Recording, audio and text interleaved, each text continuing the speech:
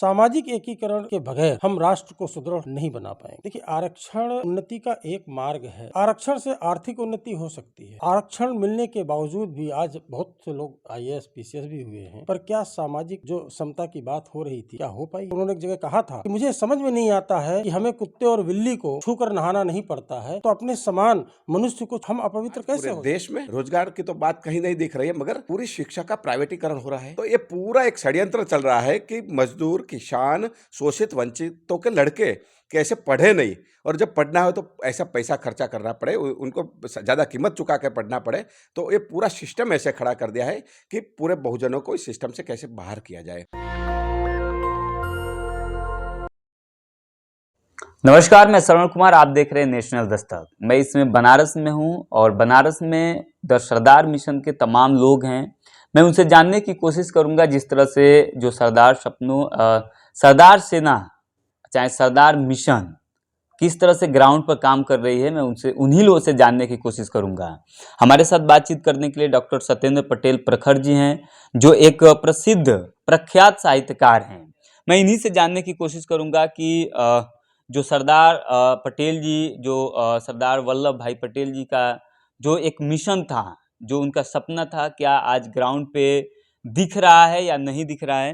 पहले तो स्वागत है सर आपका नेशनल दस्तक में। धन्यवाद, और सभी आपके दर्शकों को बहुत बहुत 150वीं जयंती की हार्दिक शुभकामनाएं। सर, कैसे देखते हैं जो सरदार वल्लभ भाई पटेल जी जो एक भारत श्रेष्ठ भारत का जो सपना देखते थे, उन्होंने 562 रियासतों को एक किया था, आज क्या वो ग्राउंड पे दिख रहा है? सरदार वल्लभ भाई पटेल साहब का जो जीवन है, कृतित्व है और उनका पूरा व्यक्तित्व है, वो बहुत विशाल है। और राष्ट्र को और सरदार को हम अलग अलग करके नहीं देख सकते। राष्ट्र का अर्थ ही है सरदार। सरदार के सपनों का भारत अभी बन नहीं पाया। सरदार साहब ने जहाँ पर छोड़ा था, आज वहीं पर ये देश खड़ा हुआ है। नवयुवकों को, महिलाओं को, जितना भी वो चाहते थे किस तरह से मुख्य धारा में आए, ये किसानों को, मजदूरों को, उस पर कुछ भी काम नहीं हुआ है। और मैं ये पाता हूँ कि इस समय जो विषमता है पूरे देश में, पूरे प्रदेशों में बहुत स्थितियाँ खराब हो रही हैं। तो जिस तरह सरदार वल्लभ भाई पटेल साहब ने राष्ट्र का एकीकरण किया था, उसी तरह हम सभी सरदारवादी साथियों को, तमाम सारे सामाजिक संगठनों को सामाजिक एकता के लिए काम करना होगा। सामाजिक एकीकरण के बगैर हम राष्ट्र को सुदृढ़ नहीं बना पाएंगे। लेकिन आप कह रहे हैं कि अगर ग्राउंड पर देखने को मिलता है कि आज भी समानता नहीं है, लेकिन सरदार पटेल के ही एक वंशज हैं छत्रपति साहू जी महाराज, जिन्होंने अपने राज्य में आरक्षण लागू की और समानता का संदेश दिया। क्या लग रहा है कि जब साहू फुले अम्बेडकर पेरियार की जो विचारधाराएं हैं वो ग्राउंड पे लागू नहीं हो पा रही? देखिए, आरक्षण उन्नति का एक मार्ग है, पर आरक्षण से आप अगर ये समझें कि सारा कुछ जो है ना आरक्षण पर हम निर्भर कर दें, तो ये इस पर मेरा थोड़ा सा व्यक्तिगत विचार अलग है।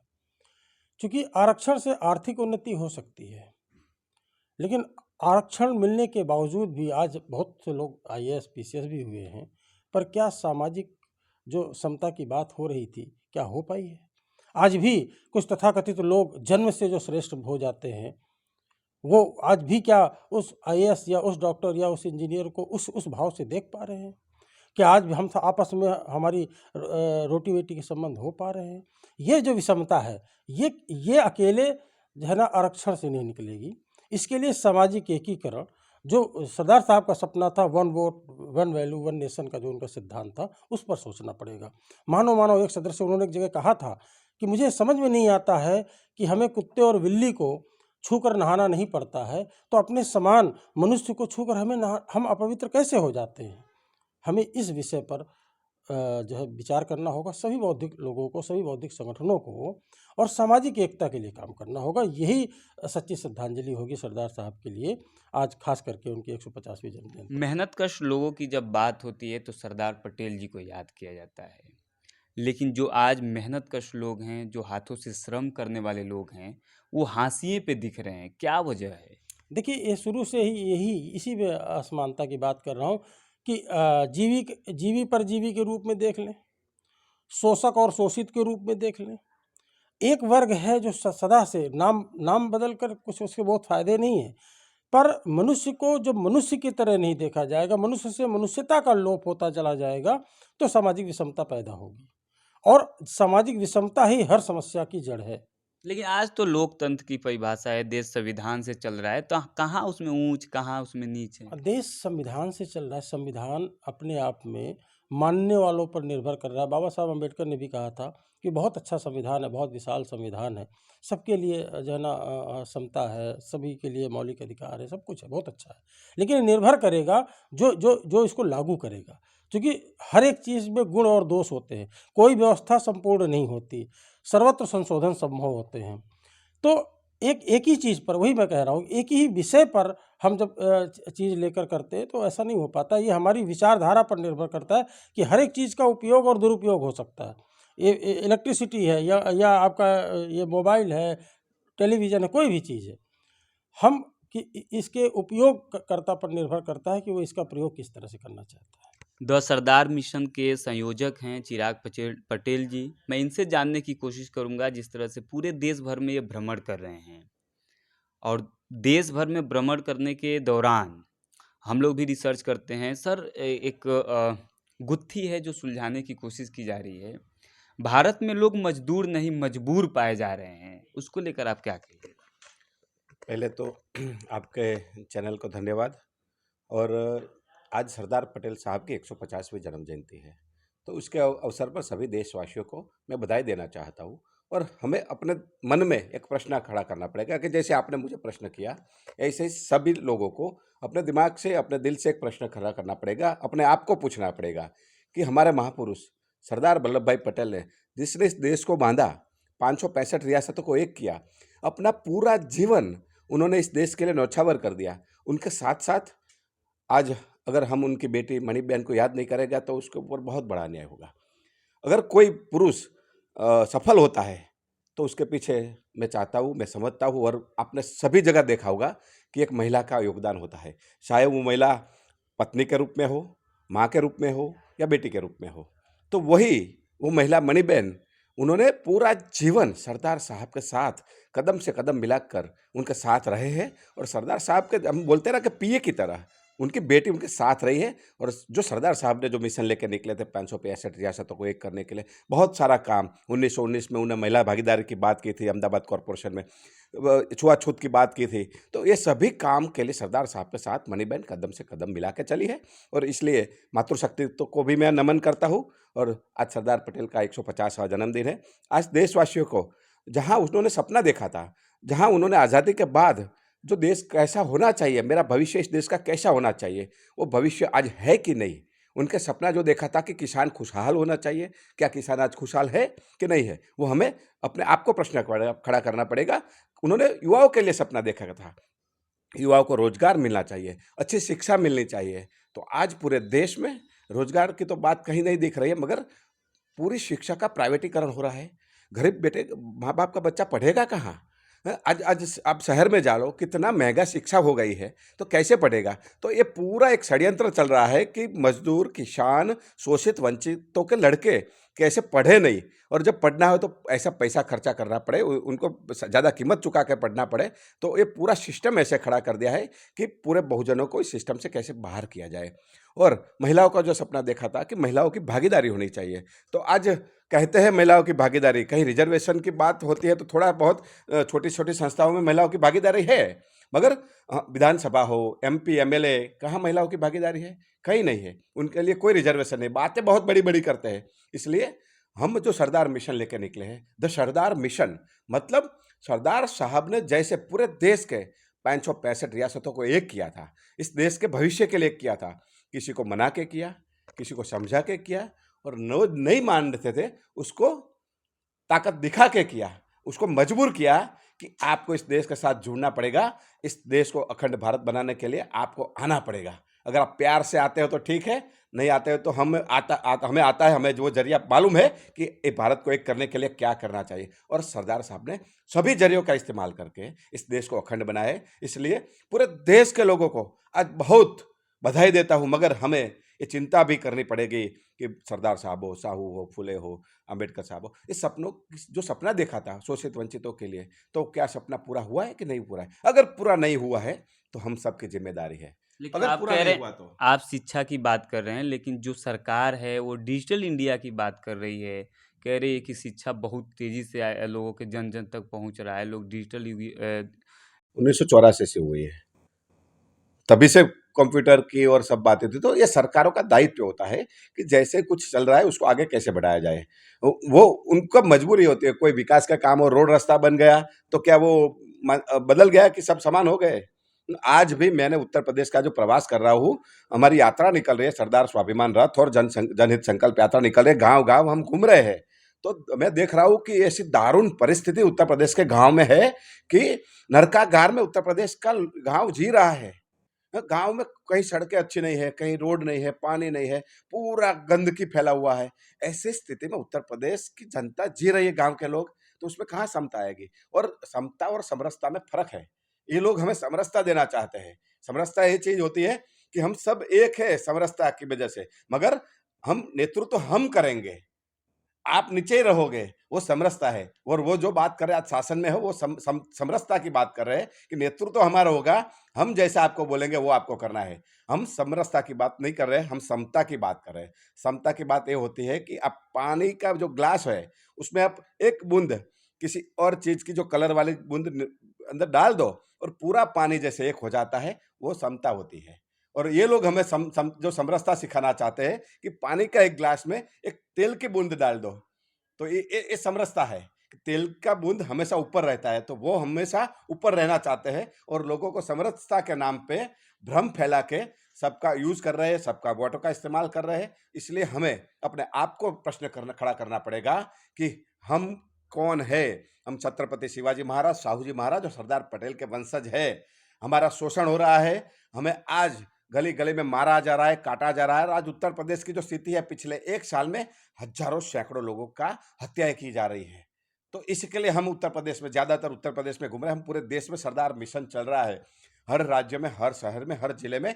हम जितने भी संगठन चले, जैसे सरदार साहब ने इस 565 रियासतों को एक करके अखंड भारत का निर्माण किया, वैसे ही सरदार मिशन इस बहुजन की लड़ाई लड़ने वाले, शोषितों की लड़ाई लड़ने वाले, वंचितों की लड़ाई लड़ने वाले, गरीबों की लड़ाई लड़ने वाले सभी संगठनों को एक साथ लेकर कैसे हमारी ताकत खड़ी हो सकती है और लोगों को कैसे न्याय मिल सकता है, ये सरदार मिशन का हमारी संकल्पना है। और आज हम सरदार पटेल की 150वीं जन्म जयंती पर ये संकल्प लेकर निकल रहे हैं कि हम पूरे भारत में गांव गांव घूमेंगे और गरीब शोषित वंचितों को उनका न्याय दिला के रहेंगे।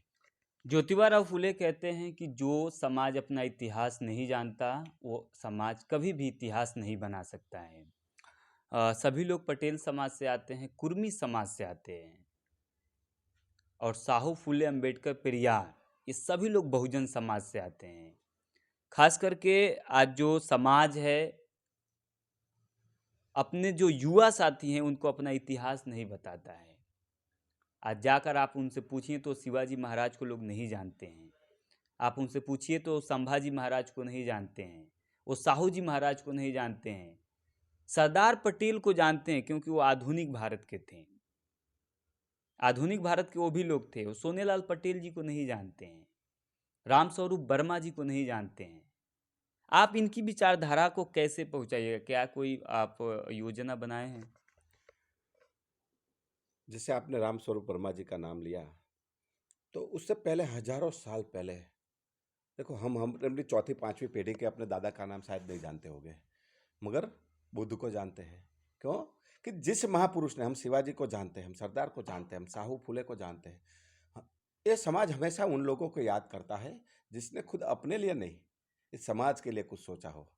तो जो आपका प्रश्न है, मुझे लगता है कि उसमें थोड़ा करेक्शन करना पड़ेगा कि जैसे बहुजनों की बात होती है, जैसे बुद्ध की बात होती है, तो बुद्ध ने हमेशा ये समझाया था कि रामस्वरूप वर्मा और बुद्ध को जैसे जोड़ एक कड़ी में जोड़ते हैं, तो बुद्ध ने हमेशा ये कहा कि पहले जानो फिर मानो।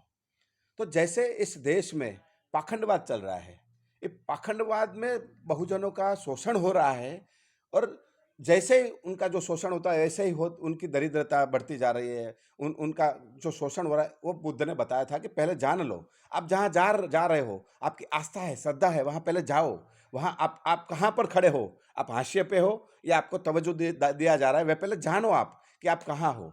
अगर आपको लगता है कि वो आपके लिए व्यवस्था बनी हुई है तो ठीक है, और आपकी 5 इंद्रियों का भी इस्तेमाल करो, उसमें जो बहुमत आता है 3 इंद्रियों का, फिर मानो कि 3 इंद्रियाँ बोलती है कि हाँ, हमारा ठीक है, तो फिर वहाँ जाओ। इसलिए ये बुद्ध भी पाखंडवाद के विरुद्ध में थे, वैसे अब रामस्वरूप वर्मा जी ने भी ये पाखंडवाद के खिलाफ बहुत मुहिम चलाई, अच्छी मुहिम उत्तर प्रदेश और आसपास के स्टेट में चलाई है। तो ऐसे बहुजनों को भी इसी रास्ते पर चलना पड़ेगा।